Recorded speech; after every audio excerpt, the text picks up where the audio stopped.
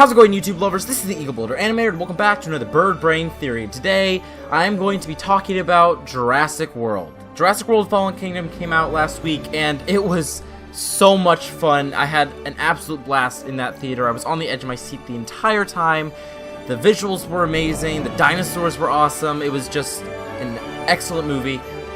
But the ending definitely left some questions hanging. I mean, we already know that Jurassic World 3 has been confirmed, and it's going to be a science thriller, and we get Colin Trevorrow back to direct it.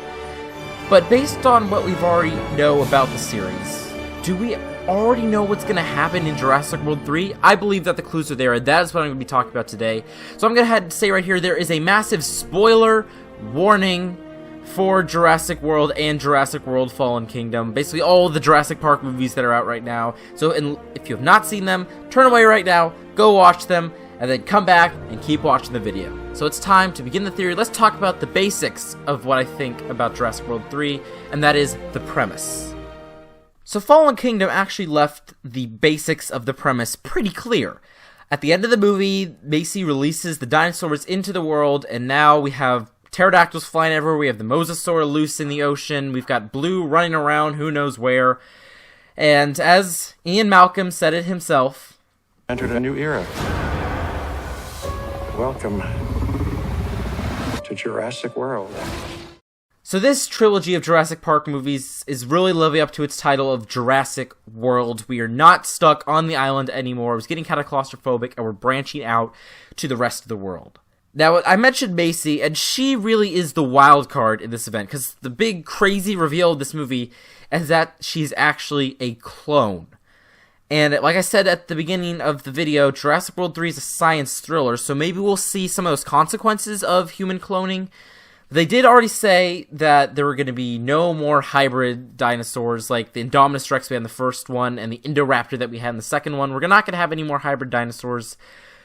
But what exactly does no more hybrids mean? Because it's kind of a disturbing theory, but one of the front-running theories for a while was that Jurassic World, the hybrid, was going to be human-dino hybrid, which sounds absolutely terrifying.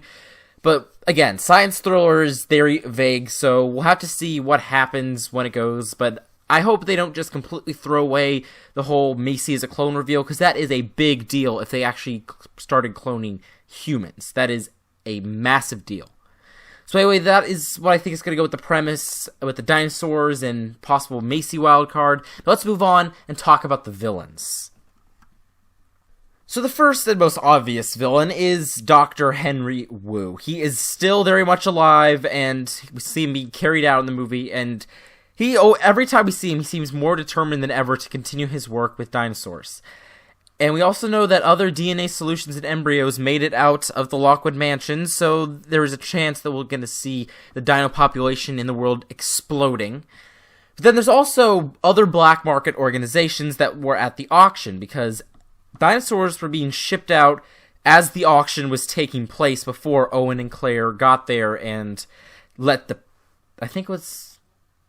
whatever that dinosaur was out and started causing havoc when the Indoraptor was out there.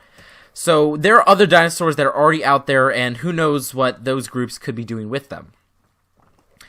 Now, I think there's also going to be a third and quite surprising villain, Ian Malcolm himself. I mean, he was already not supportive of the park to begin with, and he warned John about the dangers of it. And then he was the main character in The Lost World, and he'd gone from not supportive to pure anger. His reputation was destroyed when he spoke out against what happened on the island, and his loved ones were nearly killed. Both his girlfriend and his daughter were nearly killed on Isla Sorna. And then we also see him in Fallen Kingdom warning the world that there could be definite blowback if the dinosaurs are saved from their fate on Isla Nublar. So he seems like he could be a possible, at least, supporter of some kind of organized attempt to bring the dinosaurs under control. Kind of like an inverse version of the Dinosaur Protection Group. So he wouldn't really be like an evil villain like Dr. Wu, but he would still be against our heroes, since our heroes love the dinosaurs and want to protect them and all that. So I definitely can see Ian Malcolm, because Jeff Goldblum has said he's very open to returning to reprise the role in the third movie. So I can easily see him becoming a major villain in that installment. So we got the premise and the villains. Let's talk about what I think the outcome of the movie will be. So if the title Jurassic World holds true, like I was mentioning earlier when I was talking about the premise, then dinos will become an integrated part of our society. But becoming integrated leaves open a whole bunch of doors for how that integration will actually take place. Will they become like just regular animals wandering around, and we'll get like pet dinosaurs and dinosaurs that are weaponized and all, because that seems to be a major tease that they've got going.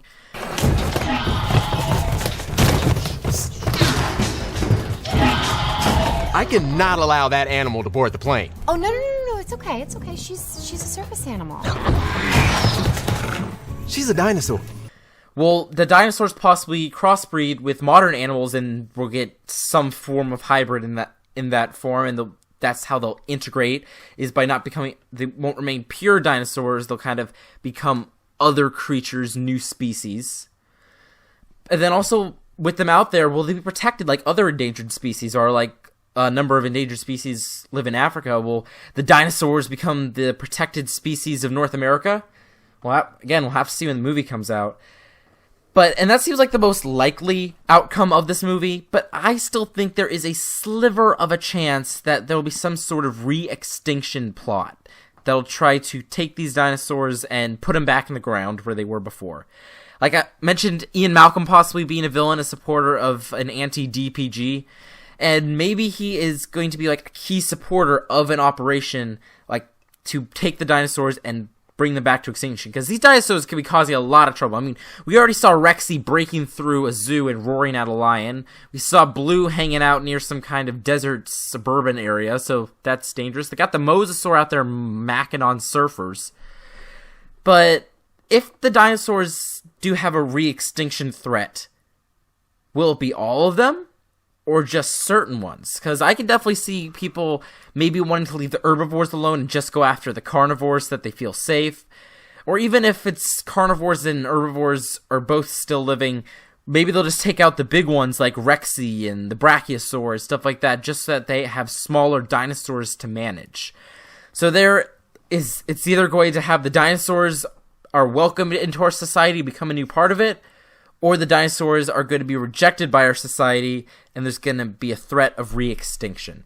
Because they were pretty dang close to extinction in Fallen Kingdom, with the volcano erupting and destroying the entire island. And let's be honest, the Jurassic World Extinction as a title, it hasn't been used yet, and it's been rumored many times for all kinds of sequels. It hasn't been used yet. But who knows, maybe this is the threat that they'll have to face in Jurassic World 3. Before I go, here's a quick recap of my theory for the premise. It's very basic, like the dinosaurs are loose on the world, and there's going to be something going on with that, but I think Macy is going to be a wild card in there because of human cloning. I really hope they don't ignore that plotline, because that was a massive deal to introduce into this entire franchise. With the villains, Henry Wu and the black market dealers are going to be obvious ones, but Ian Malcolm, I believe, has a very strong chance to be not necessarily evil villain, just someone who has a different point of view that goes against what Owen and Claire believe. And then you have what the possible outcome will be. Either the dinosaurs are going to become part of our society, or our society is going to reject them, and there's going to be a threat of re-extinction for these creatures. But again, this is all just theorizing. We're going to have to wait until 2021 to figure out what happens in Jurassic World 3. So anyway, I hope you all enjoyed today's video. Please drop a like down below if you did, and don't forget to subscribe if you haven't already. And I will see you all on the next one. Bye, guys!